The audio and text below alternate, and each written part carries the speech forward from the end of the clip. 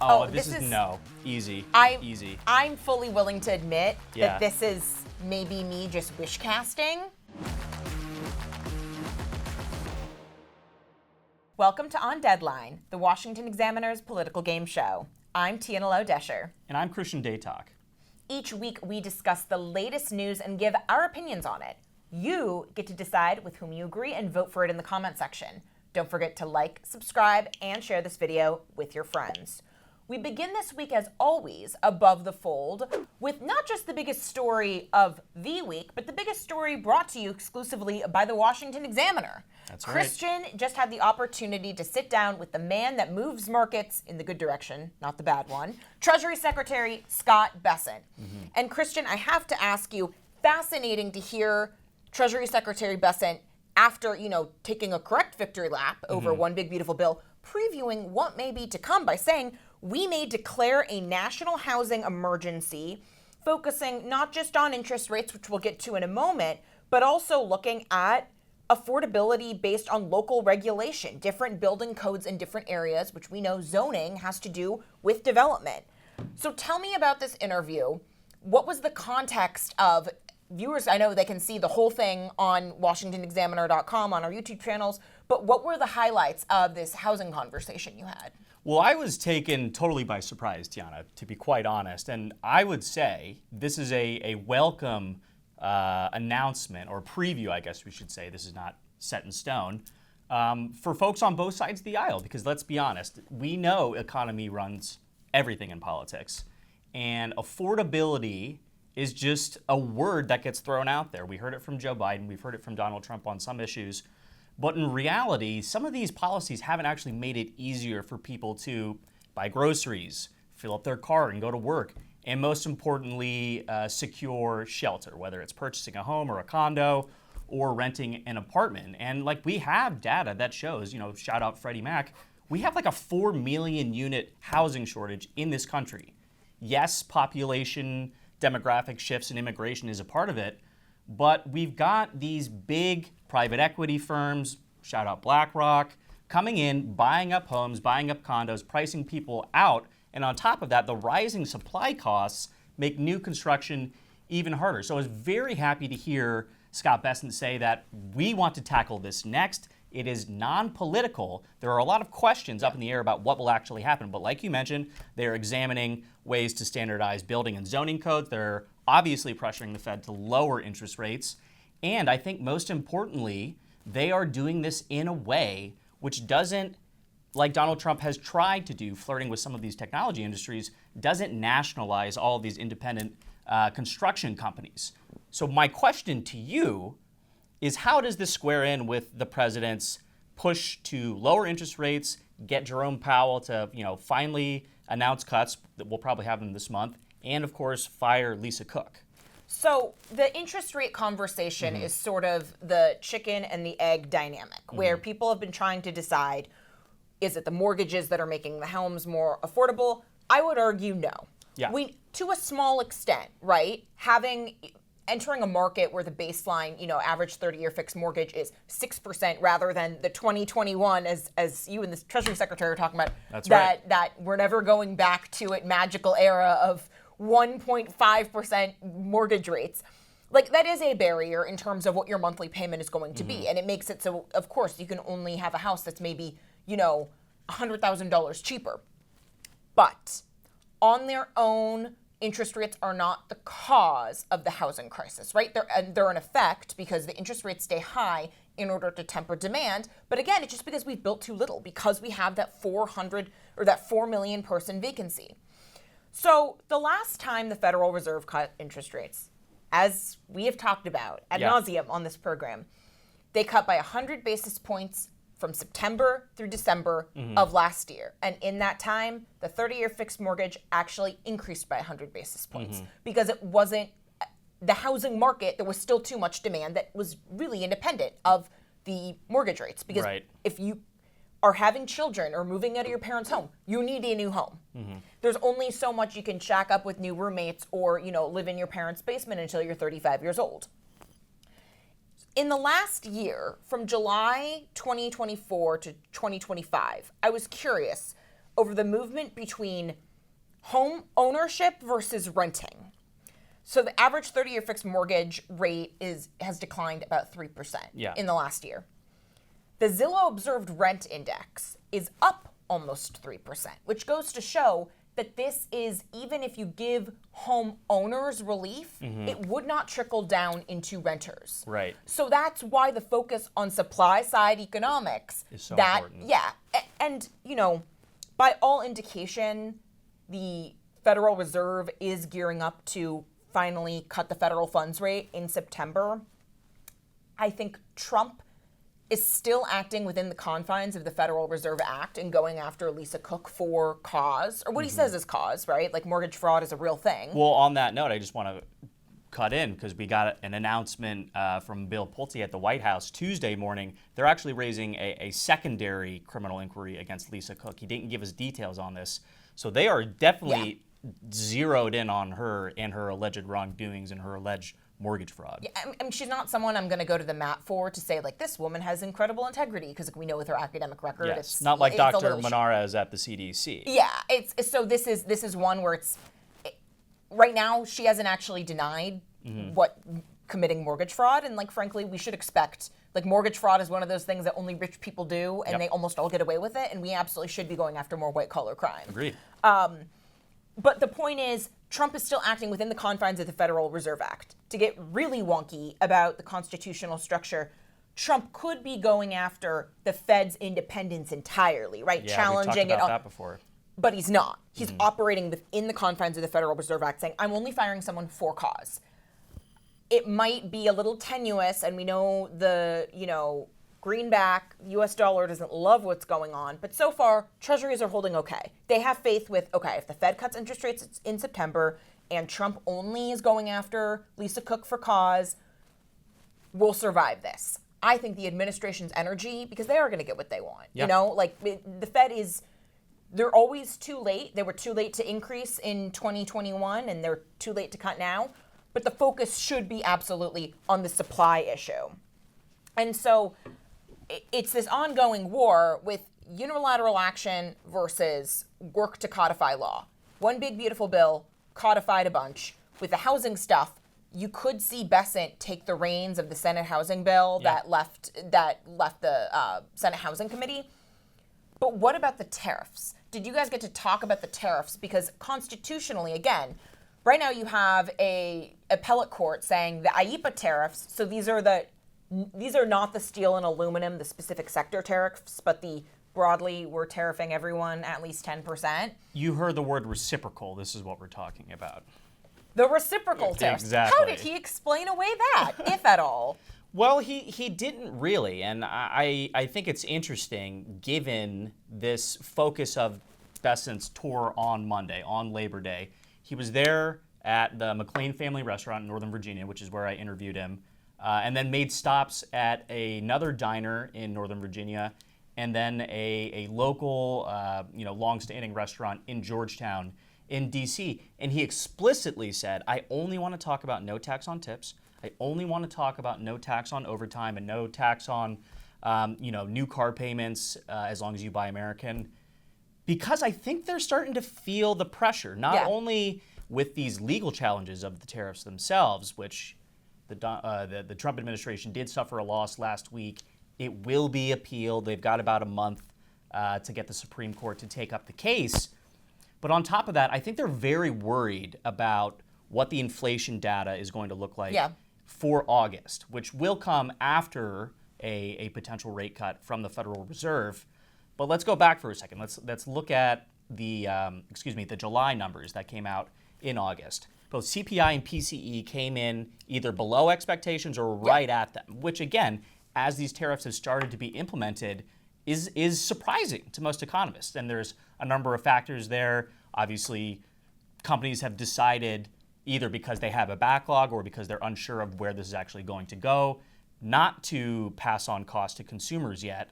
But now that these full IEEPA tariffs are implemented, with the exception of China, as of the first week of August, those prices are going to go up. So, like, the only country we actually should be tariffing the bejesus out of are mostly exempt. Correct. And to your point, I tried to get the secretary to talk about the tariffs, but he dodged around the issue. And I just think for someone who has been essentially the fireman when it comes to trade fires for the Trump White House, as opposed to a Peter Navarro or as opposed to a Secretary Howard Lutnick, it caught me off guard a little bit because I had plenty of follow-ups, but he gave me nothing to work with. So what I see here is a slight distancing from this position. And again, it might be because they could be overturned in the judicial system. It might be because they're seeing data that we are not privy to yet and they're worried about it.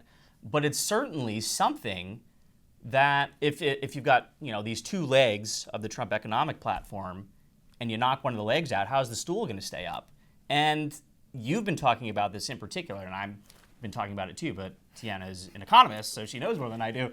But it's basically what we were predicting, I want to say back in July, after we got the second pause on implementation.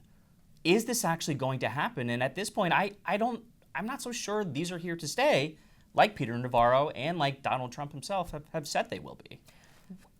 Just one of the grand ironies, and I know that the Treasury Secretary can't say this, but like every time he correctly boasts about the CapEx explosion, the investment we're getting in capital expenditures, the fact that we have money coming back into the country in the form of investment, that is literally the exact opposite of what would ideally happen if the tariffs were working, right? Because money has to go in some direction. If you're sending it out via consumers, it comes back in investment. And if you're keeping it in as consumers, it's not coming back in an investment. And frankly, we all know we'd much rather have the business investment than just more money spent at Walmart. That's right. Now it's time for Yays and A's, where we voice our opinions on the other big news of the week. RFK Jr. will survive the CDC chaos. Oh, this is no. Easy. Easy. I'm fully willing to admit Yeah. that this is maybe me just wish casting. So Christian, make the case for why this is true, not just we just want it to be true. Sure. Well, a little bit of backstory. Last week, the president fired the CDC director, Dr. Susan Menarez. She had been in her position for just over a month. And from all reports, it has to do because she clashed directly with RFK and his stances on vaccines and this potential announcement we've got coming this month in September about an alleged link between all vaccines and autism. Just tell me if you've heard this before, right? And on top of that, they elevated Jim O'Neill, who has no medical experience, to run the centers. He was the deputy director of HHS. He is a Kennedy acolyte and, like his bestie, a noted vaccine skeptic. But what's interesting here is that during the cabinet meeting last Wednesday, Donald Trump had RFK, just a few seats down to his right side. He was the first Treasury Secretary to actually speak during the cabinet meeting.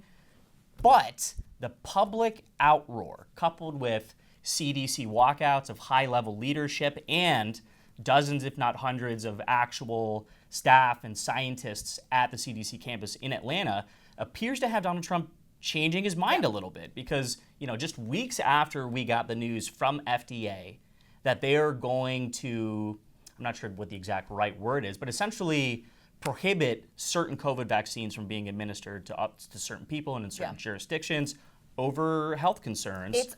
And to be clear, this apparently is already happening in practice. Yeah, correct. So, friend of the Examiner's, Eric Erickson, I was about to bring him up, His wife has terminal cancer, but she's on an experimental treatment that is basically frozen all of her tumors. So, it has not progressed, but it's not cured. So she is very high risk for COVID. But because she's under the age of 65, she cannot, if there's someone in a textbook that, you think, a pre-existing condition that isn't just being elderly or obese, it would be terminal cancer, right? That's correct.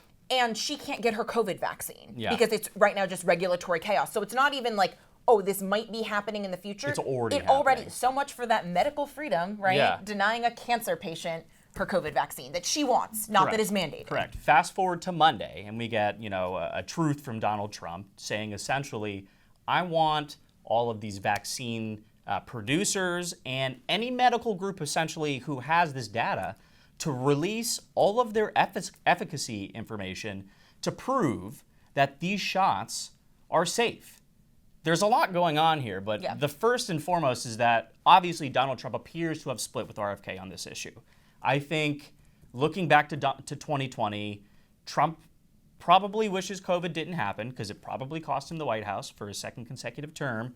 But even when he was out of office and some of his biggest surrogates on the 2024 when he was campaign in like trail, political nadir, Yeah. like after January 6th in 2021, when he was barely making public news. correct, He was still touting. He was touting Operation Warp Speed, which, to be quite honest, I think is probably one of the most successful, like, large-scale medical crisis operations in the world. I would history, argue not it's- just American history. I would argue it's the most successful achievement of big science in history. Okay. It's the most successful private-public partnership.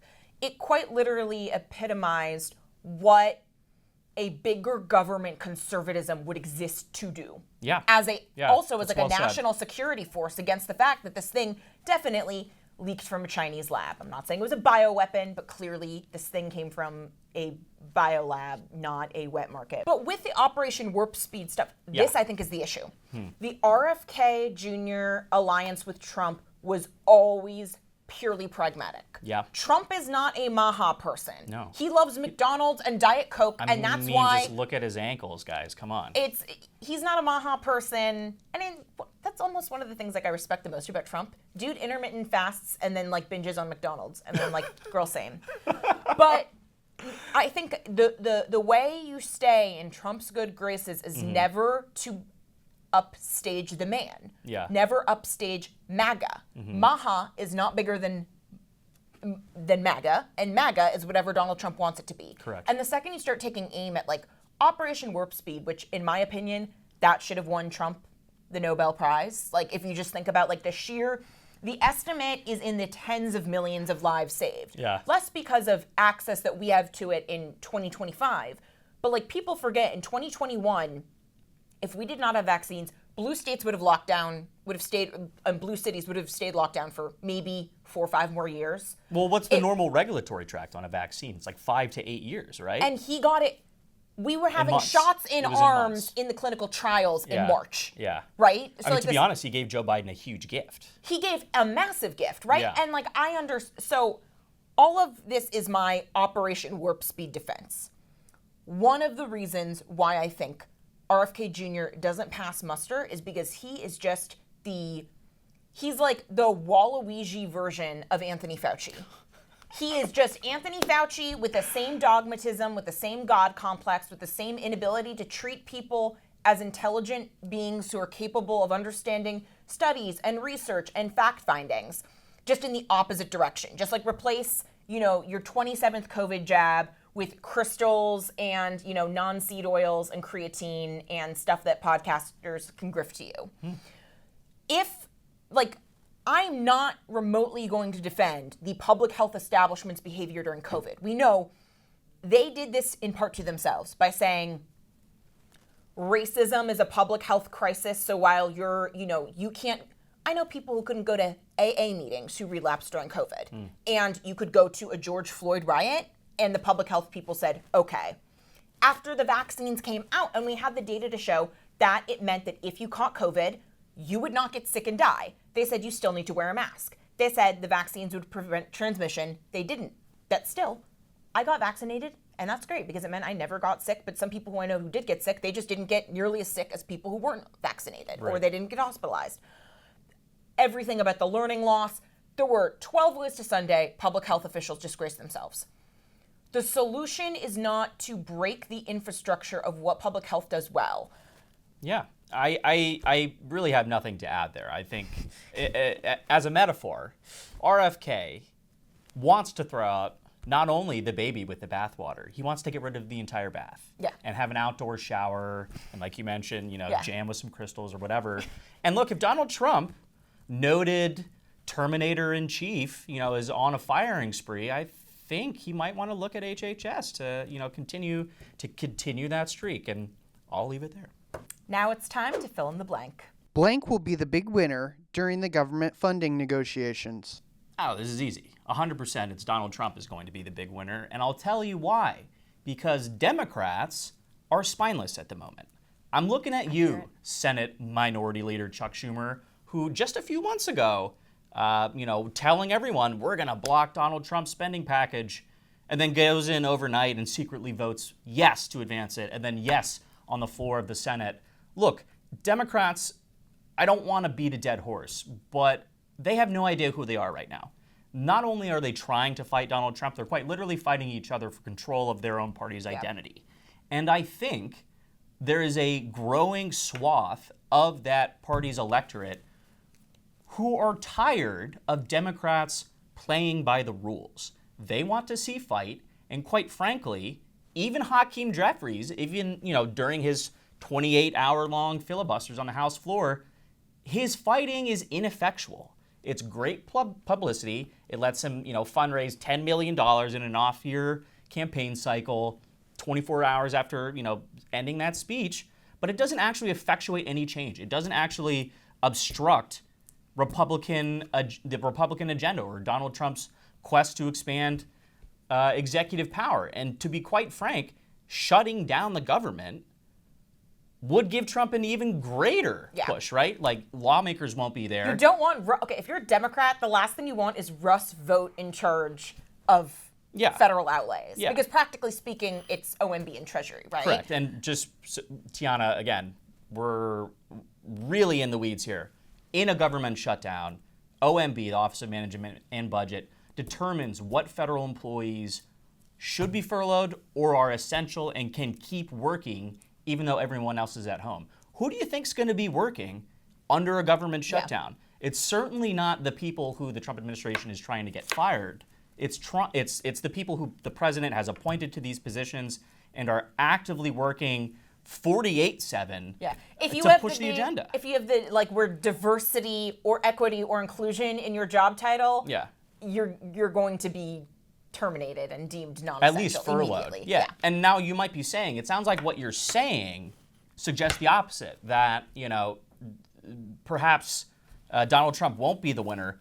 Donald Trump wins no matter what happens. He wins if Democrats vote to keep the current spending levels, which again, they're not cutting levels, they're not raising levels. This is just extending what Democrats already voted for in March.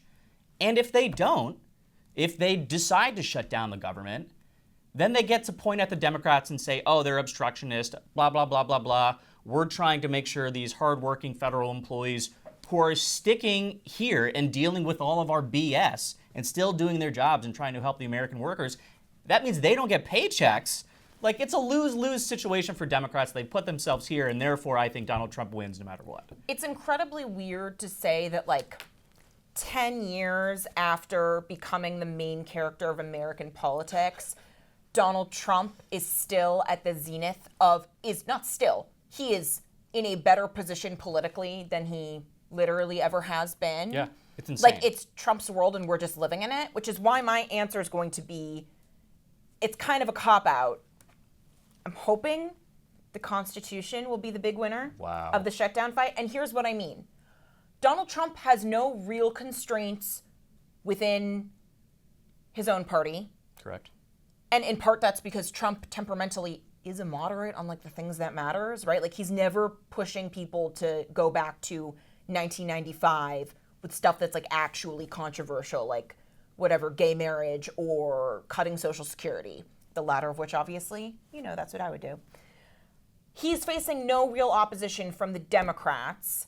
The social institutions have lost against him, and geopolitically, he's now the leader of it all and NATO's best friend. Yeah. I mean, he has European leaders who laughed to his face during the last term, now calling being him Dear Give Donald. Me more, Papa. Yes. Yes. Oh, you were so right to push us for our 2% defense spending increases. Yes. This is Keir Starmer, if you couldn't figure it out. We're going to do 5% now. So the only guardrail Trump really has is the Constitution. Yeah. And frankly, we know he mostly respects that. We know, he brought back Hilmar Abrego Garcia. Now he's going to Uganda or whatever, but he can go party with Zoran Mamdani. So the reason why I bring up the Constitution specifically in the spending fight. So Donald Trump got one major rescissions package passed through the Senate that cut it was about $10 billion of Just under 10, yeah. of already authorized government spending. And it's a very smart constitutional hack. Reagan, I think in 1983, he, as a share of today's federal outlays, he used these like government rescission packages to rescind $100 billion in the equivalent of those federal outlays today of federal spending, which is great. I think it's a great muscle memory to have. Trump's now graduating to these things called pocket rescissions, which the Government Accountability Office says is just not legal. You can't like legally dubious at best. You need Congress to if Congress delegates money, you have to spend it, and if you don't want to spend it in order for that to be legal, you have to ask the Senate, "Hey, can you vote this back?" And they can rescind it. And that's great. The pocket rescissions are definitely not legal. And we'll see more if the Senate takes up more of the tariffs, if they make him enforce the TikTok ban.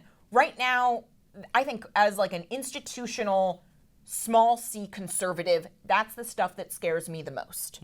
So it's a little bit of wishful thinking, but I genuinely do think like Neil Gorsuch and Amy Coney Barrett are not okay with, oh, well, you can do a pocket rescission because it's my guy, right? Like I'm not gonna, I don't know how everyone on the bench is gonna vote, but like for the most part, I trust the conservatives on the Supreme Court are not Marjorie Taylor Greene and Lauren Boebert. Be careful what you wish for.